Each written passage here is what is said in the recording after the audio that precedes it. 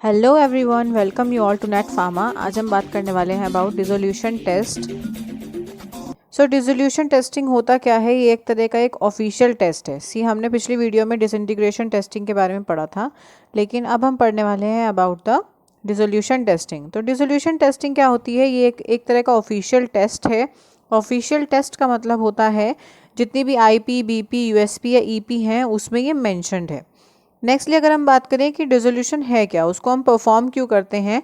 It is order to check the percentage drug release from the dosage form that is tablet. यानी कि suppose हमारे पास कोई 500 ग्राम की कोई टैबलेट है, तो 500 ग्राम की टैबलेट है वो 1 घंटे में या 2 घंटे में या 3 घंटे में कितनी घुल रही है या कितनी वो परसेंटेज उसके अंदर से रिलीज़ हुई किसी भी पर्टिकुलर सॉल्यूशन, या ये समझ लीजिए किसी भी तरह से वो रिलीज़ हो रही है अगर ब्लड या सिस्टमिक सर्कुलेशन के अंदर, तो 1 घंटे में, 2 घंटे में या 3 घंटे में वो कितनी रिलीज़ हुई, कितना परसेंटेज।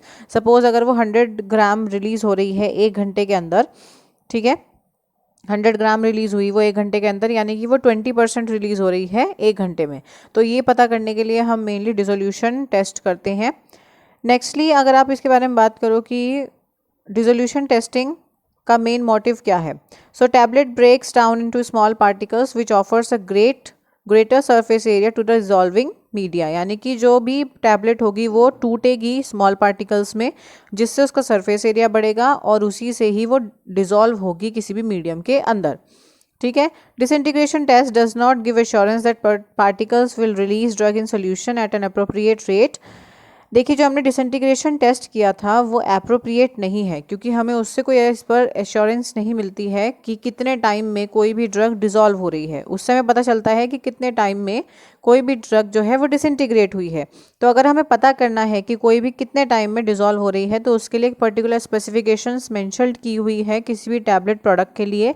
वो इंडियन फार्माकोपिया हो, USP हो, EP हो, सब में मेंशन्ड होती है कि कोई अगर शुगर कोटिंग टैबलेट्स है तो उसकी कितनी परसेंटेज ड्रग रिलीज होगी, या कोई एंटेरिक कोटिंग है तो उसके कितने पार्टिकल्स होंगे, कितना उसका सरफेस एरिया होगा, उसके बाद उसका कितना डिजॉल्विंग मीडिया होगी और वो कितना पर्टिकुलर अमाउंट में डिजॉल्व होगी। तो ये सब कुछ एज पर स्पेसिफिकेशंस होती है जो मेंशन्ड होती हैं।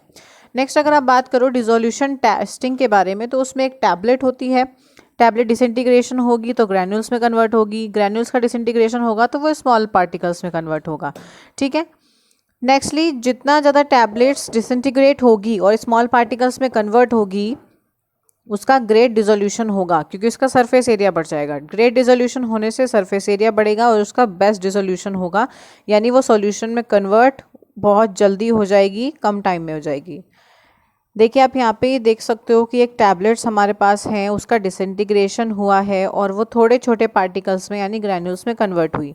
फिर उसका फर्दर डिसोल्यूशन हुआ और वो छोटे पार्टिकल्स में कन्वर्ट हुई।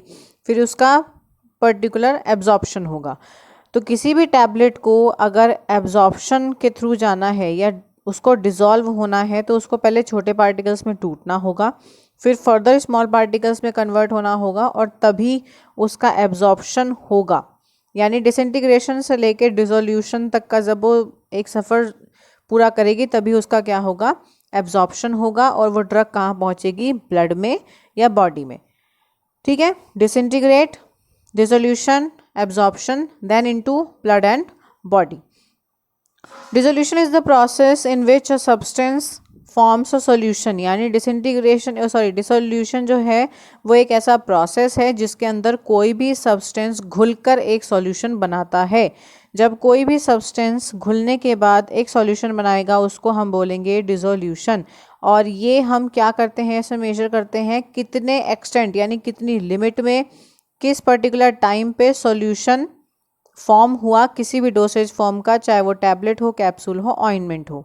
और इससे हम पता करते हैं बायोअवेलेबिलिटी और थेरेप्यूटिक इफेक्टिवनेस। बायोअवेलेबिलिटी यानी कितने रेट पर, कितनी लिमिट में वो सिस्टमिक सर्कुलेशन में पहुंची, और पहुंचने के बाद उसका एब्जॉर्प्शन हुआ, एब्जॉर्प्शन होने के बाद उसका क्या थेरेप्यूटिक रिएक्शन आया, या क्या उसने एक्शन प्रोड्यूस किया अपने साइट ऑफ एक्शन पे या टारगेटेड एक्शन पे।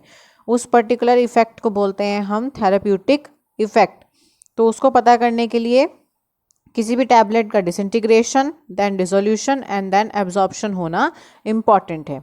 ठीक है, जिसके लिए मेन क्या होता है, सरफेस एरिया। तो सरफेस एरिया हम कैसे बढ़ा सकते हैं, जब हम किसी बड़े पार्टिकल को छोटे में तोड़ें और उसके बाद उसको और फाइन या स्मॉल पार्टिकल्स में डिस्ट्रीब्यूट करेंगे, तो उससे क्या होगा, उसकी बायोअवेलेबिलिटी बढ़ जाएगी, यानी वो जल्दी सिस्टमिक सर्कुलेशन के अंदर पहुंचेगा, क्योंकि उसका सरफेस एरिया क्या हो गया है, बहुत इंक्रीज हो गया है, और वो जल्दी डिजॉल्व होके सॉल्यूशन बना लेगा।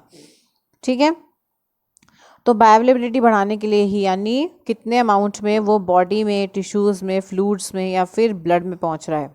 ठीक है, नेक्स्ट बात करते हैं हम डिसोल्यूशन टेस्टिंग की। तो ये पूरा एक फ्लो चार्ट है जिसमें मेंशन किया हुआ है कि कोई भी हमारे पास एक डोसेज फॉर्म है, उसका हम क्या करते हैं, सबसे पहले ओरली उसको एडमिनिस्टर करते हैं, उसको खाते हैं। उसके बाद उसका क्या होता है, डिसइंटीग्रेशन, यानी वो टूट जाती है। फिर उसका क्या होगा, वो जीआईटी में पहुंचेगी। जीआईटी में जाने के बाद वो वहाँ के फ्लूइड्स के साथ डिज़ोल्व होगी, और डिज़ोल्व होने पे उसका एब्जॉर्प्शन होगा और वो पहुँच जाएगी कहाँ, ब्लड में, यानी सिस्टमिक सर्कुलेशन में। उसके बाद कुछ ड्रग बाइंड हो जाती है प्लाज्मा प्रोटीन के साथ और कुछ रह जाती है फ्री। ठीक है, जो फ्री ड्रग रह जाएगी उसका हो जाएगा फर्दर डिस्ट्रीब्यूशन और वो पहुंच जाएगी टिश्यू और फ्लूइड्स के अंदर। टिश्यू और फ्लूइड्स पे पहुंचने के बाद वो अपने टारगेट साइट पर या साइट ऑफ एक्शन पे पहुंच जाएगी और अपना फार्माकोलॉजिकल इफेक्ट दिखाएगी। यानी कुल मिला के किसी भी डोसेज फॉर्म को अगर अपना फार्माकोलॉजिकल एक्शन प्रोड्यूस करना है तो उसको डिसोल्यूशन, डिसइंटीग्रेशन, एब्जॉर्प्शन होने के बाद ही वो कहाँ पहुँचेगी, पर्टिकुलरली प्लाज्मा प्रोटीन तक। और उसके बाद जो भी फ्री ड्रग होगी उसका फर्दर डिसइंटीग्रेशन होकर वो अपने साइट पर पहुंचेगी और अपना फार्माकोलॉजिकल इफेक्ट प्रोड्यूस करेगी। यानी किसी भी डोसेज फॉर्म को पहले डिसइंटीग्रेट होना होगा, फिर डिसोल्यूशन, फिर एब्जॉर्प्शन, फिर उसमें से कुछ ड्रग प्रोटीन के साथ बाइंड हो जाती है, कुछ ड्रग फ्री रह जाती है। जो फ्री रह जाती है वो अपने टिश्यूज़ और फ्लूइड्स के साथ में पहुंचकर अपने साइट ऑफ एक्शन पे पहुंचकर अपना फार्माकोलॉजिकल एक्शन करती है। तो ये पूरा जो मेथड है उसको हम बोलते हैं डिसोल्यूशन टेस्टिंग, जिसमें मेन फोकस होता है अबाउट एब्जॉर्प्शन, कि कैसे एब्जॉर्प्शन होगा। ठीक है, तो इसमें मेनली अगर आप एब्जॉर्प्शन के लिए, डिसोल्यूशन के लिए देखो तो उसमें कुछ मेथड्स होते हैं कि आईपी, बीपी, यूएसपी जो होती हैं उसके अकॉर्डिंग कैसे उसको मेजर करना है। तो ये जो डोसेज फॉर्म हमारे पास है ये कितने टाइम में डिसइंटीग्रेट हो रही है या कितने टाइम में पर्टिकुलरली डिसॉल्व हो रही है, उसको आप पता कर और उसका डिसोल्यूशन रेट निकालते हो। नेक्स्ट अगर आप देखो तो यहाँ पे कुछ एपरेटस लिखे हुए हैं, जिसमें पैडल एपरेटस जो एज पर यूरोपियन या यूएसपी होता है उसको आप कंसिडर करते हो सबसे ज़्यादा for the dissolution testing.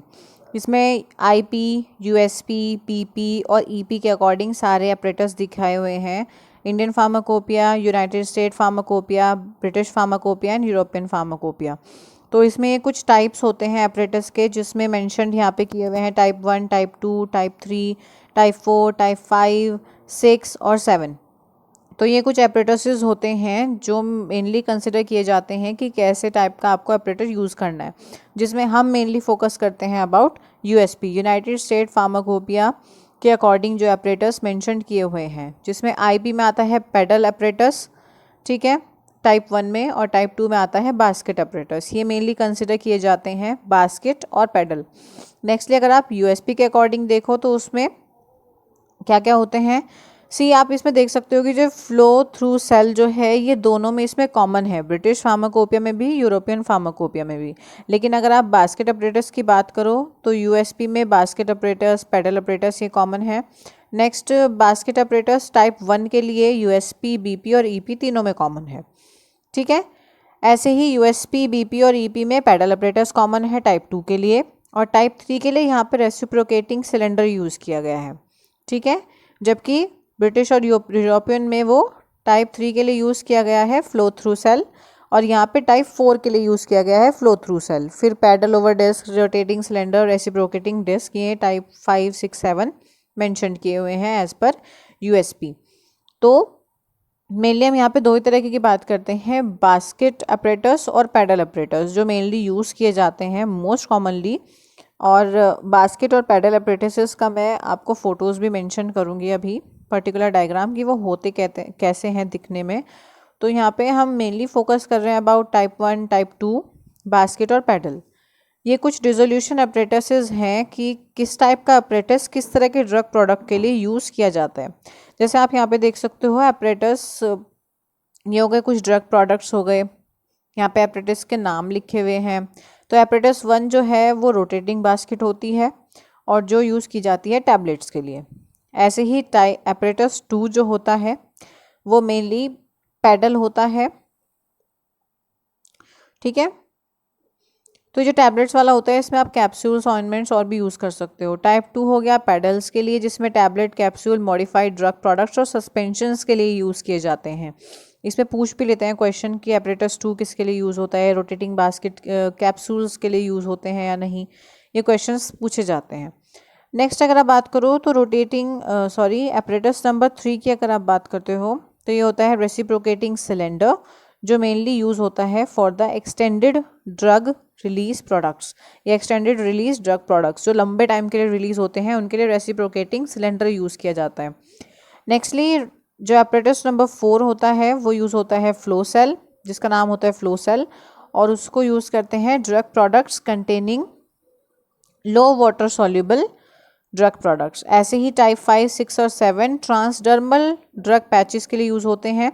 Rotating bottle जो होती है वो एक्सटेंडेड रिलीज के लिए, ointment, cream, transdermal drug products के लिए यूज़ होते हैं। ये नॉन यूएसपीएनएफ यानी United states pharmacopoeia national formulary के अकॉर्डिंग इनका नाम दिया हुआ है रोटेटिंग बॉटल और डिफ्यूजन सेल, ये यूज़ होती हैं। और डिफ्यूजन सेल जिसको हम फ्रेंड्स डिफ्यूजन सेल भी बोलते हैं, वो ointments, creams, transdermal drug products के लिए यूज़ होते हैं। ट्रांसडर्मल यानी कि जो स्किन पे पैचेस लगाए जाते हैं लाइक बैंडेजेस।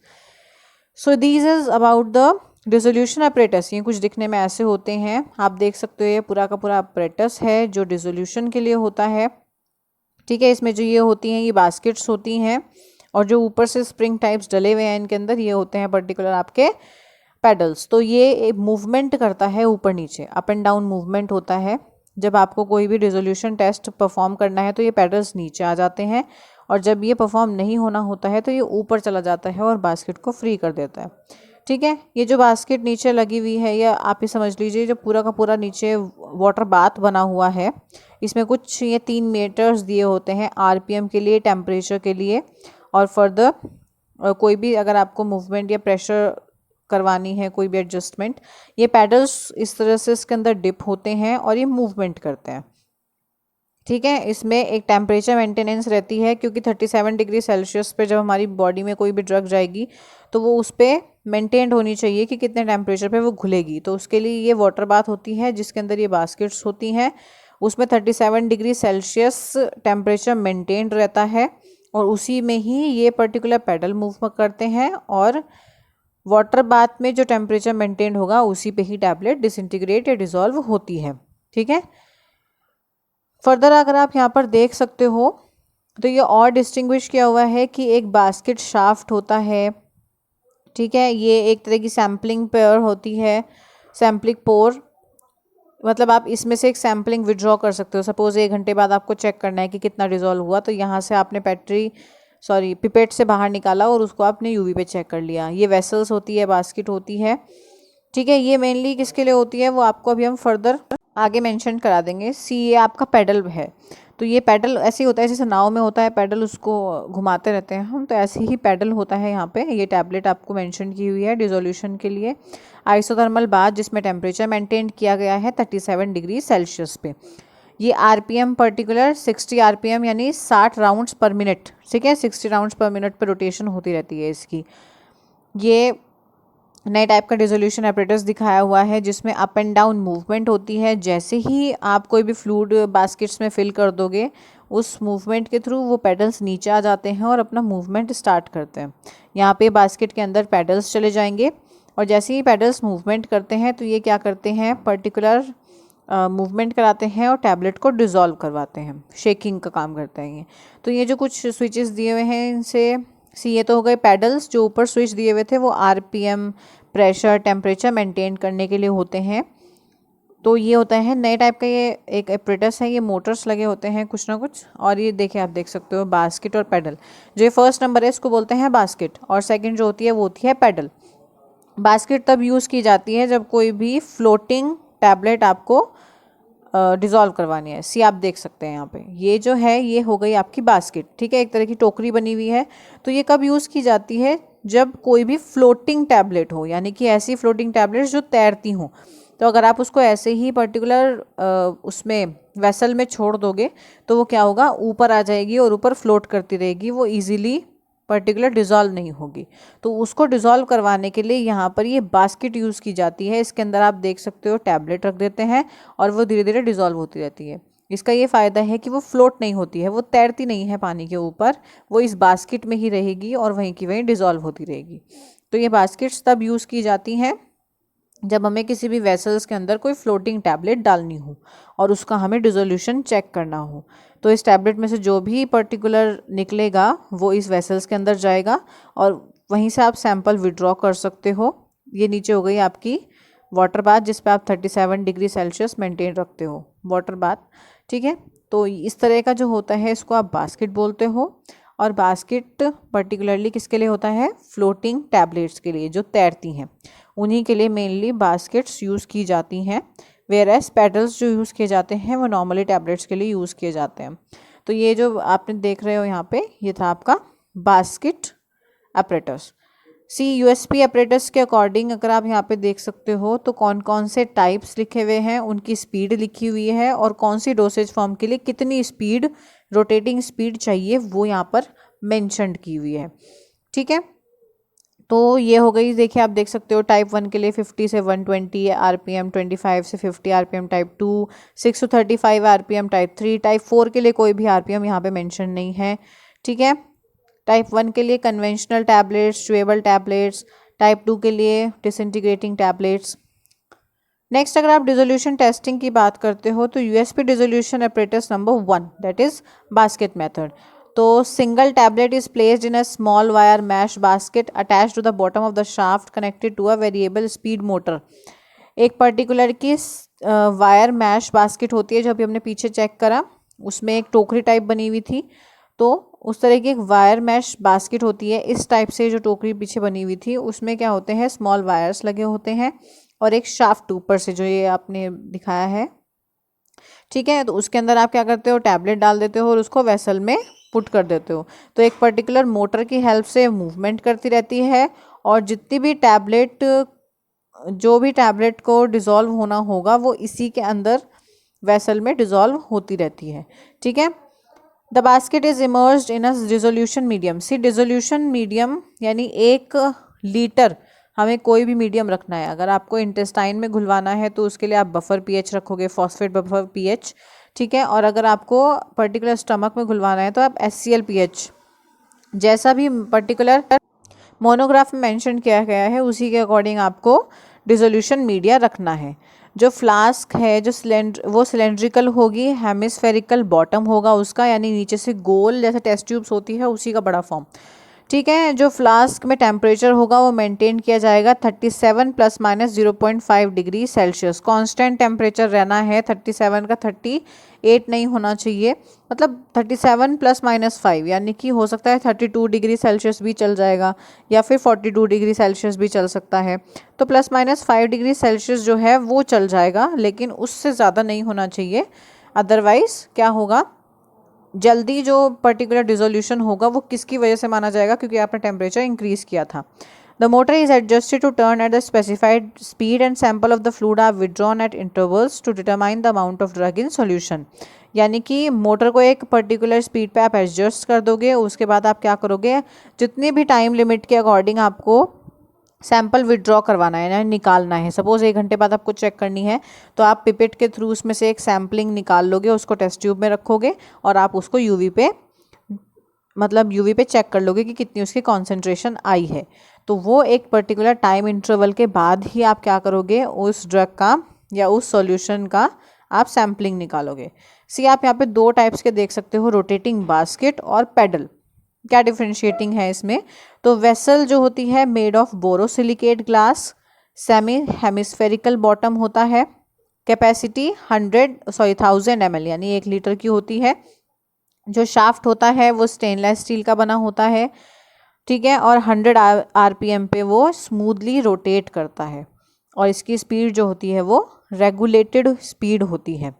ठीक है, वेयरएज अगर आप यहाँ पे टेम्परेचर की बात करो वो 37 ± 0.5 डिग्री सेल्सियस पे वो पर्टिकुलर मेंटेन रहेगी। ये हो गई आपकी बास्केट टाइप। ठीक है, ये हो गई आपकी पेडल टाइप। तो इनका डिज़ाइनिंग ही चेंज है। आप दोनों चीज़ में देख सकते हो कि उसमें बास्केट है और इसमें क्या है, एक ब्लेड शेप होता है, एक ब्लेड पास होता है, bottom of the blade fuses with bottom of the shaft, यानी कि जो ब्लेड का नीचे वाला पार्ट होगा वो शाफ्ट के साथ ही पर्टिकुलर अटैच्ड रहेगा और ये टेफ्लॉन की बनी होती है।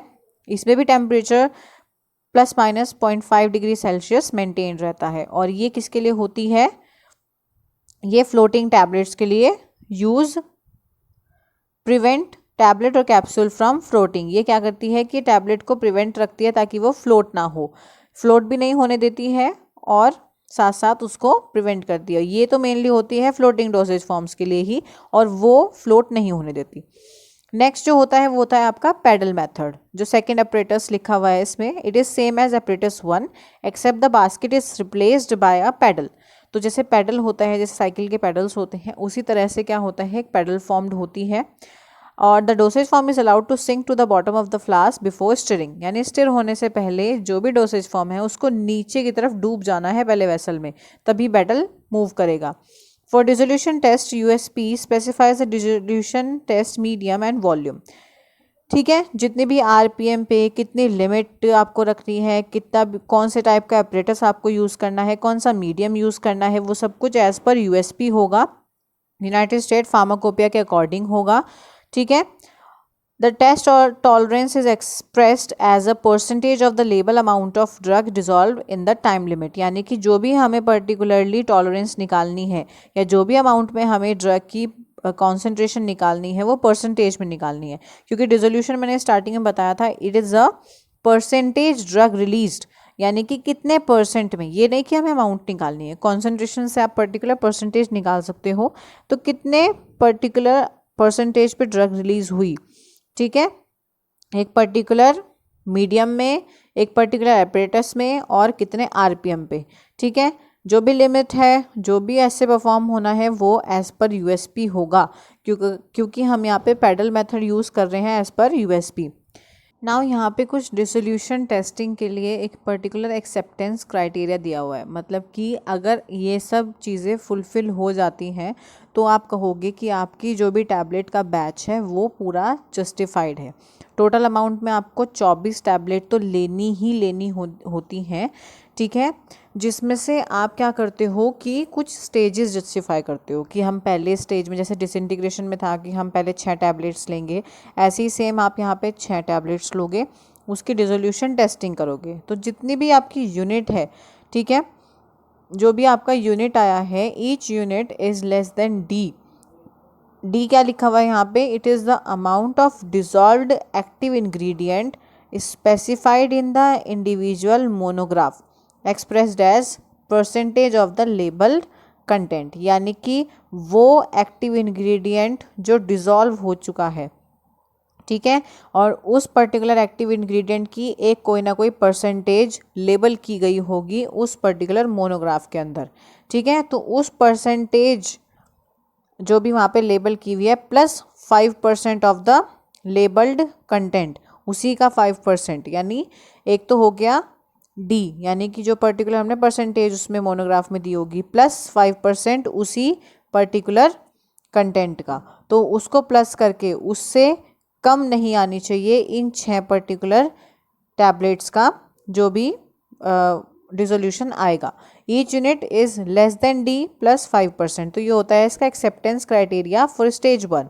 अगर इससे भी पर्टिकुलर काम नहीं चलता है तो आप क्या करोगे, स्टेज 2 पे जाओगे और 6 टैबलेट्स लोगे, एवरेज ऑफ 12 यूनिट्स, उनका कैसे निकालोगे, S1 plus S2 is equal to greater than D and no unit is less than D minus 15%, यानी हर यूनिट का एवरेज कितना, इस यूनिट का एवरेज कितना आना चाहिए उस डी से, यानी उस डिजॉल्व्ड एक्टिव फार्मास्यूटिकल इंग्रेडिएंट की परसेंटेज से ज़्यादा आना चाहिए, और किसी भी यूनिट का पर्टिकुलरली 15% से कम नहीं आना चाहिए।